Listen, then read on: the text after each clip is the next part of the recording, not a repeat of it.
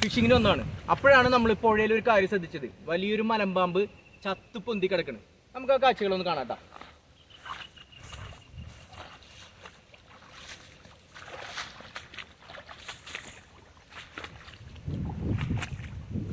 ആ കേസ് അത്ര വലുതൊന്നല്ല, ചെറുതാണ്.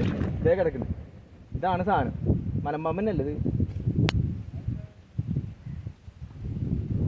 അതന്നെ അതന്നെ മലമ്പാമ്പന്നെ. വേണ്ട, ചത്ത് വീർത്ത് കിടക്കണേ കാണുന്നത്. ഇനി ഇങ്ങോട്ട് വെച്ചോ. നമ്മളെ ഫ്ലഡിന് ശേഷം നമ്മളെ നാട്ടിൽ ഏറ്റവും കൂടുതൽ കണ്ടുവരുന്ന ഒരു സാധനമാണ് ഈ മലമ്പാമ്പ് എന്ന് പറഞ്ഞത്.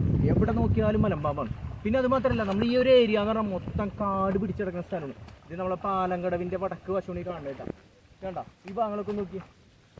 അതുകൊണ്ട് തന്നെ ഇവിടെ എന്ത് സാധനത്തിനായാലും, അതായത് നമ്മളെ ഫ്ലഡിന് വന്ന കുറച്ച് ഐറ്റംസുകളുണ്ട്. ഒന്ന് കുറുനരി, മുള്ളംപന്നി, പിന്നെ അതുപോലെ ഈ മലമ്പാമ്പ്, ഇങ്ങനെയുള്ള കുറേ സാധനങ്ങൾ ഫ്ലഡിന് ശേഷം വന്നു തുടങ്ങിയിട്ടുള്ളത്.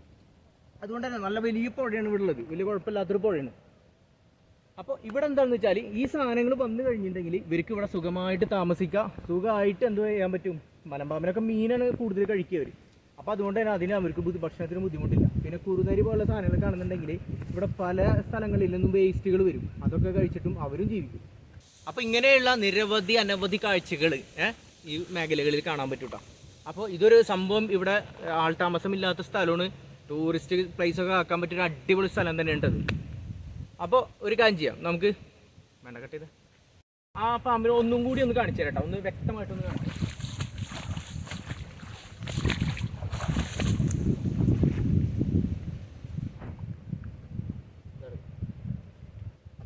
ഇത് എങ്ങനെയാണ് സംഭവിക്കുക എന്ന് വെച്ചാൽ, പലപ്പോഴും സംഭവിക്കണത്, നമ്മളിവിടെ ഈ മലമ്പാമ്പ് വന്നിട്ട് നമ്മൾ ഇവിടെ വല, അതായത് മീൻപിടുത്തക്കാരുണ്ട്, ഇവിടുത്തെ പരമ്പരാഗത മീൻപിടുത്തക്കാർ, അവരുടെ വലയിലൊക്കെ കുടുങ്ങിയിട്ടൊക്കെയാണ് അധികം ചാവുക.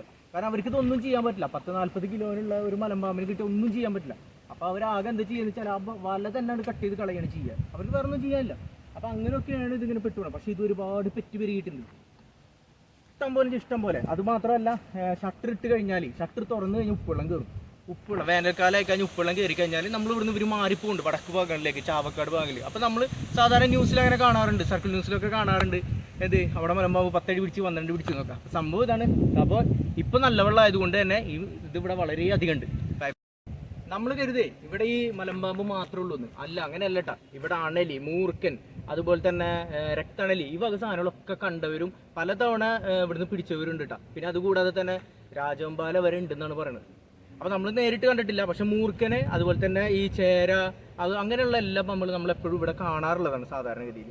പിന്നെ ഇത് വരാനുള്ളൊരു കാരണം എന്ന് വെച്ചാൽ, നമ്മളെ സ്ഥലങ്ങളിൽ നമ്മുടെ നാട്ടിൽ മുമ്പ് മണൽ ഇവിടുന്ന് പുറത്തേക്കാണ് കൊണ്ടുവരുന്നത്. പക്ഷെ ഇന്ന് അങ്ങനെയല്ല, പുറത്തുനിന്ന് ചുവന്ന മണ്ണ്, അതായത് നമ്മളെ ചരൽ മണ്ണ്, അത് കൊണ്ടുവരുന്നുണ്ട്. അപ്പോൾ അതിൽ ഈ എന്താ പറയുക, ചില പാമ്പുകളുടെ മുട്ടയും അതുപോലെ ചില പാമ്പുകളുടെ കുഞ്ഞുങ്ങളുണ്ടാവും. അതിവിടെ വളർന്ന് എന്താ പറയുക, അവർ പറ്റി പെരുകിയിട്ടൊക്കെയാണ് ഈ അണലിയൊക്കെ ഇവിടെ കൂടുതൽ ഉണ്ടായിട്ടുള്ളത് കേട്ടോ. അപ്പോൾ ഇതുപോലത്തെ വീഡിയോ കാണാൻ നമ്മുടെ ചാനൽ സബ്സ്ക്രൈബ് ചെയ്യുക, വീഡിയോ ഇഷ്ടമെങ്കിൽ ലൈക്ക് ചെയ്യുക, ഷെയർ ചെയ്യുക. ഓക്കെ.